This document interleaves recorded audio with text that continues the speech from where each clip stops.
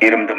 ꯃꯅꯤꯄꯨꯔ ꯄꯨꯝꯕꯒꯤ ꯑꯣꯏꯅ ꯄꯟꯆꯥꯏꯅ ꯀꯣꯜꯂꯤꯕ ꯃꯐꯝ ꯈꯨꯗꯤꯡꯃꯛꯇ ꯂꯩꯕꯤꯔꯤꯕ ꯅꯨꯡꯁꯤꯖꯔꯕ ꯈ꯭ꯋꯥꯏ ꯄꯨꯝꯅꯃꯛꯀꯤ ꯃꯐꯝꯗ ꯋꯥꯐꯝ ꯈꯔꯗꯪ ꯈꯪꯍꯟꯖꯔꯤ ꯃꯗꯨꯗꯤ ꯍꯌꯦꯡ ꯖꯅꯋꯥꯔꯤꯒꯤ ꯇꯥꯡ 18ꯒꯤ ꯑꯌꯨꯛ ꯄꯨꯡ 6ꯇꯒꯤ ꯖꯅꯋꯥꯔꯤꯒꯤ ꯇꯥꯡ 19ꯒꯤ ꯅꯨꯃꯤꯗꯥꯡ ꯄꯨꯡ 6 ꯐꯥꯎꯕ ꯃꯅꯤꯄꯨꯔ ꯄꯨꯝꯕꯗ ꯂꯩꯔꯤꯕ ꯄꯟꯆꯥꯏꯅ ꯀꯣꯜꯂꯤꯕ ꯃꯐꯝ ꯈꯨꯗꯤꯡꯃꯛꯇ ꯄꯨꯡ 63ꯒꯤ ꯑꯣꯏꯕ ꯇꯣꯇꯦꯜ ꯁꯠꯗꯥꯎꯟ ꯇꯧꯖꯔꯒꯅꯤ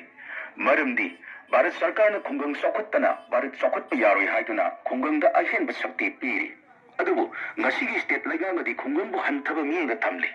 ꯈꯨꯡꯒꯪꯒꯤ ꯄ꯭ꯔꯖꯥꯁꯤꯡꯕꯨ ꯅꯨꯡꯁꯤꯕ ꯁꯥꯔꯒ ꯃꯤꯌꯥꯝꯒꯤ ꯍꯛ ꯃꯠꯂꯤ ꯖꯣꯕ ꯀꯥꯔꯗ ꯍꯣꯜꯗꯔꯁꯤꯡꯒꯤ ꯄꯪꯐꯝ ꯊꯣꯛꯄ ꯈꯨꯠꯁꯨꯃꯟ ꯉꯁꯤꯒꯤ ꯁ꯭ꯇꯦꯠ ꯂꯩꯉꯥꯛ ꯑꯁꯤꯅ ꯍꯧꯖꯤꯛ ꯐꯥꯎꯕ ꯄꯤꯊꯣꯛꯇꯨꯅ ꯊꯝꯂꯤ ꯈꯨꯗꯝ ꯈꯔꯗꯪ ꯄꯟꯖꯔꯕꯗ MGNREGAꯒꯤ ꯖꯣꯕ ꯀꯥꯔꯗ ꯍꯣꯜꯗꯔꯁꯤꯡꯅ ꯃꯃꯥꯡ ꯆꯍꯤ 2019-20 ꯂꯥꯏꯕꯤꯂꯤꯇꯤꯗ ꯊꯕꯛ ꯁꯨꯈꯤꯕꯒꯤ ꯁꯦꯟꯐꯝ ꯑꯃꯗꯤ 2020-22ꯒꯤ ꯐꯥꯔꯁ ꯏꯟꯁꯇꯣꯜꯃꯦꯟꯒꯤ ꯁꯦꯟꯐꯝ ꯉꯁꯤ ꯐꯥꯎꯕ ꯁꯨꯅ ꯊꯥꯗꯣꯛꯄꯤꯗ꯭ꯔꯤ ꯍꯧꯈꯤꯕ ꯇꯥꯡ 19 ꯊꯥ 9 2019ꯏꯪꯗ ministry of rural development government of ꯏꯟꯗꯤꯌꯥꯅ ꯂꯨꯄꯥ ꯀ꯭ꯔꯣꯔ 639 लाख 40,000 ꯁ꯭ꯇꯦꯠ ꯒꯚꯔꯟꯃꯦꯟꯠꯅ ꯄꯤꯔꯛꯈꯤ ꯁꯦꯟꯁꯪ ꯑꯣꯔꯗꯔ ꯑꯁꯤꯗ ꯃꯌꯦꯛ ꯁꯦꯡꯅ ꯏꯔꯤ ꯃꯗꯨꯗꯤ ꯀꯔꯤꯒꯨꯝꯕ ꯁ꯭ꯇꯦꯠ ꯒꯚꯔꯟꯃꯦꯟꯠꯇ ꯁꯦꯟꯇ꯭ꯔꯦꯜ ꯒꯚꯔꯟꯃꯦꯟꯠꯅ ꯊꯥꯗꯔꯛꯂꯤꯕ ꯁꯦꯟꯐꯝ ꯑꯁꯦ ꯍꯦꯛ ꯁ꯭ꯇꯦꯠ ꯒꯚꯔꯟꯃꯦꯟꯠꯅ ꯐꯪꯕꯒ ꯅꯨꯃꯤꯠ 5ꯅꯤꯒꯤ ꯃꯅꯨꯡꯗ ꯄꯤꯊꯣꯛꯇ꯭ꯔꯕꯗꯤ ꯁꯦꯟꯇ꯭ꯔꯦꯜ ꯒꯚꯔꯟꯃꯦꯟꯠꯅ ꯃꯈꯥ ꯇꯥꯅ ꯁꯦꯟꯐꯝ ꯊꯥꯗꯔꯛꯂꯔꯣꯏ ꯍꯥꯏꯅ ꯄꯨꯝꯅꯃꯛ ꯑꯁꯤꯒꯤ ꯃꯊꯛꯇ ꯁꯦꯟꯇ꯭ꯔꯦꯜ ꯁ꯭ꯄꯣꯟꯁꯔ ꯁ꯭ꯀꯤꯝ 15 ꯐꯥꯏꯅꯥꯟꯁ ꯀꯃꯤꯁꯟꯒꯤ ꯃꯈꯥꯗ ꯍꯧꯈꯤꯕ ꯇꯥꯡ 38 ꯊꯥ 3 2019ꯏꯪꯗ ꯁꯦꯟꯇ꯭ꯔꯦꯜ ꯒꯚꯔꯟꯃꯦꯟꯠꯅ ꯊꯥꯗꯣꯔꯛꯈꯤꯕ ꯁꯦꯟꯐꯝ ꯑꯗꯨꯒ ꯇꯥꯡ 9 ꯊꯥ 5 2019 ꯑꯃꯁꯨꯡ ꯇꯥꯡ 18 ꯊꯥ 9 2019ꯏꯪꯗ ꯊꯥꯗꯔꯛꯈꯤꯕ ꯁꯦꯟꯐꯝꯁꯤꯡ ꯉꯁꯤ ꯐꯥꯎꯕ ꯂꯩꯉꯥꯛ ꯑꯁꯤꯅ ꯐꯥꯖꯤꯟꯗꯨꯅ ꯊꯝꯂꯤ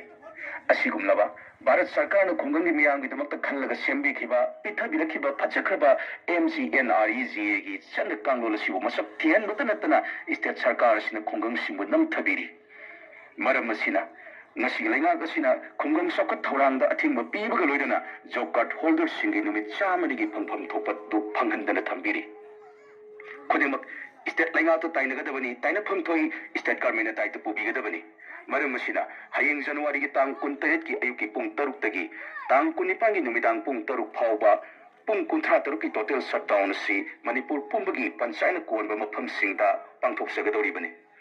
ꯍꯥꯏꯔꯤꯕ ꯑꯊꯤꯡꯕ ꯑꯁꯤꯗ ꯂꯥꯏꯅꯤꯡ ꯂꯝꯕꯤꯒ ꯃꯔꯤ ꯂꯩꯅꯕꯁꯤꯡꯗꯤ ꯀꯣꯝꯊꯣꯛꯆꯒꯅꯤ ꯃꯔꯝ ꯑꯁꯤꯅ ꯄꯟꯆꯥꯏꯅ ꯀꯣꯟꯕ ꯃꯐꯝꯁꯤꯡꯗ ꯂꯩꯕꯤꯔꯤꯕ ꯈ꯭ꯋꯥꯏ ꯃꯤꯌꯥꯝꯁꯤꯡꯅ ꯖꯣꯕ ꯀꯥꯔꯗ ꯍꯣꯜꯗꯔ ꯄꯨꯝꯅꯃꯛꯅ ꯏꯁꯥꯒꯤ ꯁꯣꯏꯐꯗ꯭ꯔꯕ ꯄꯥꯡꯊꯣꯛꯇꯕ ꯌꯥꯗ꯭ꯔꯕ ꯏꯊꯧꯗꯥꯡꯃꯛꯅꯤ ꯈꯟꯕꯤꯗꯨꯅ ꯍꯥꯏꯔꯤꯕ ꯇꯣꯇꯦꯜ ꯁꯠꯗꯥꯎꯟ ꯑꯁꯤꯕꯨ ꯁꯧꯒꯠꯃꯤꯟꯅꯁꯤ ꯍꯥꯏꯗꯨꯅ ꯄꯥꯎꯖꯦꯟꯖꯕ ꯂꯥꯛꯆꯔꯤ